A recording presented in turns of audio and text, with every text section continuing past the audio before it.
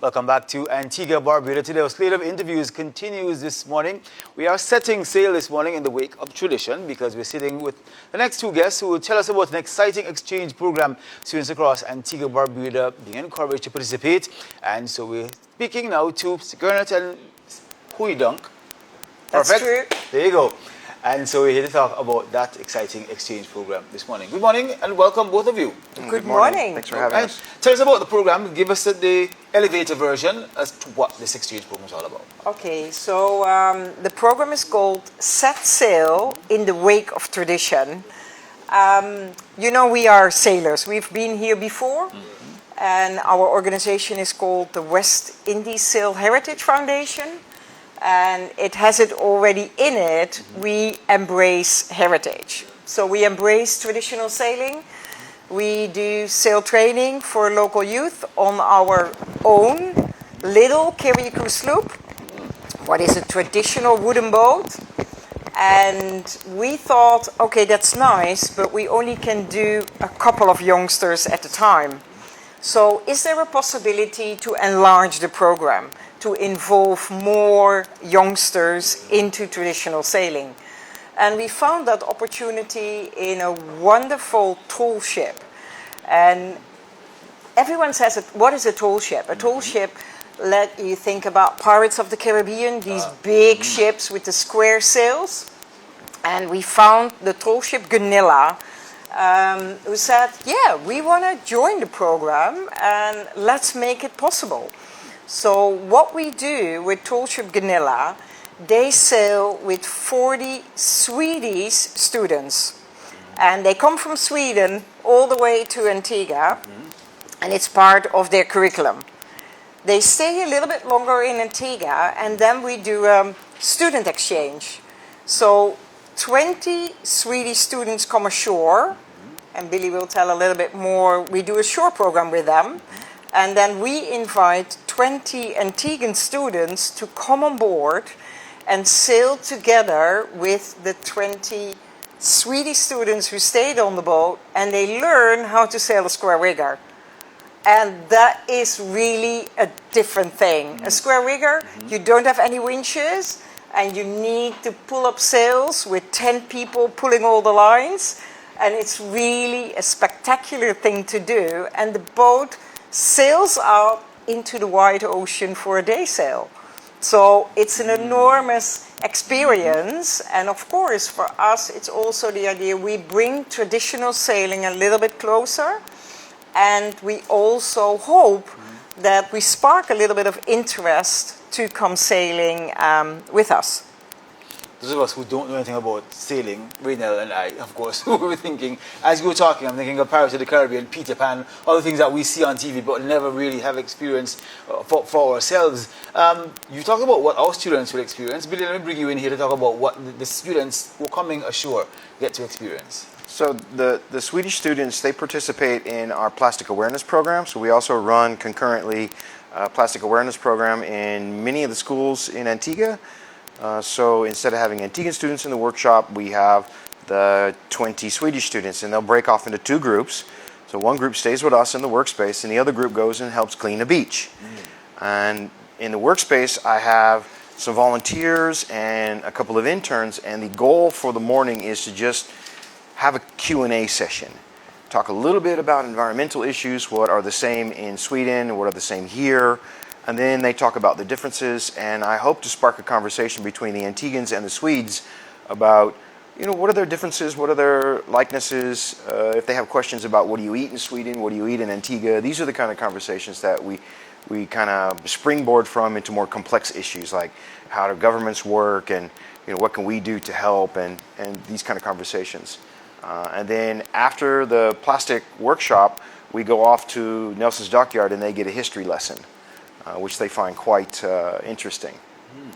I'm just thinking about the wide expanse of the work that you do, because I mean, I have two of your flower pots in my office, these are the blue ones, so I know that firsthand what you do there. But this exchange program seems phenomenal. I mean, the Swedish students, what I'm hearing about how they would have left their side of the world to come to Antigua and to hear about what happens in a small Caribbean island, work with sustainability efforts, learn about the traditions and the culture of the island. And then for our students to be able to go out on that day trip, as you said, learn something totally new, be able to talk to Swedish students about perhaps what's happening on their side of the world.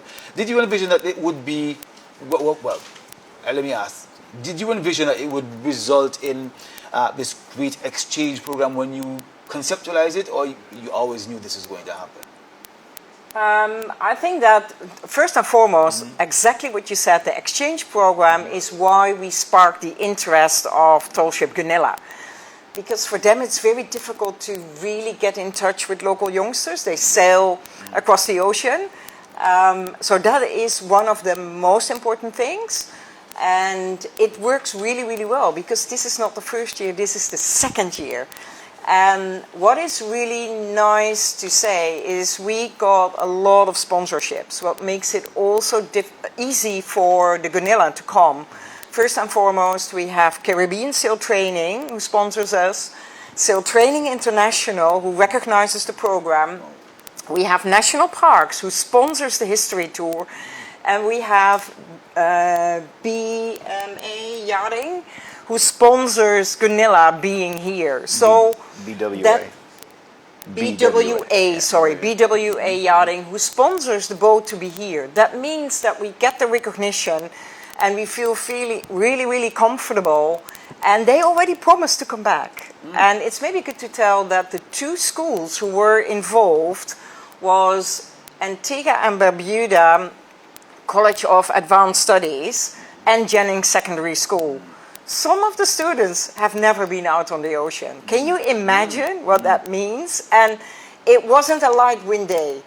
There were some waves. So it was really a nice experience. Any differences you see? You said it's the second year. Any differences you've noticed from year 1 to year 2? Certainly you're better able to manage the program now. Yeah.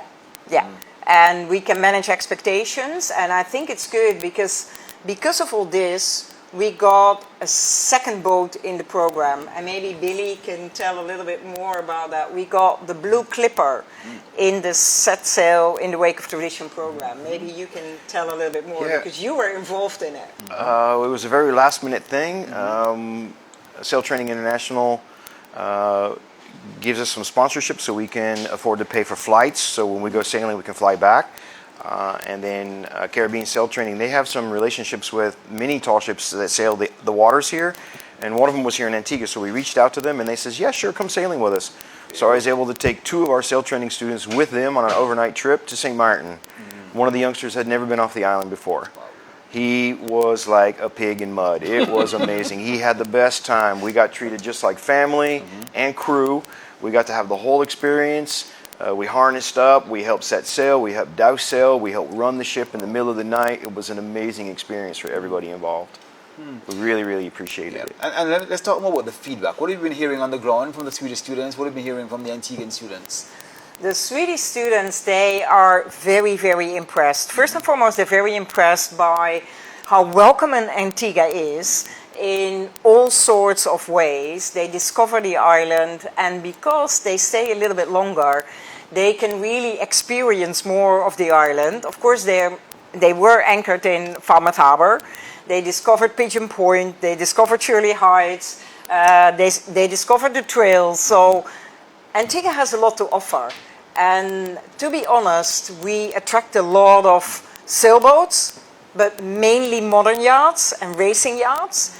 And what we try to do is to attract more traditional boats. And it's a wonderful sight when you come down Horsefoot Hill and you see that big square rigger in the harbor. So we want to see more of these boats. That's one of our things.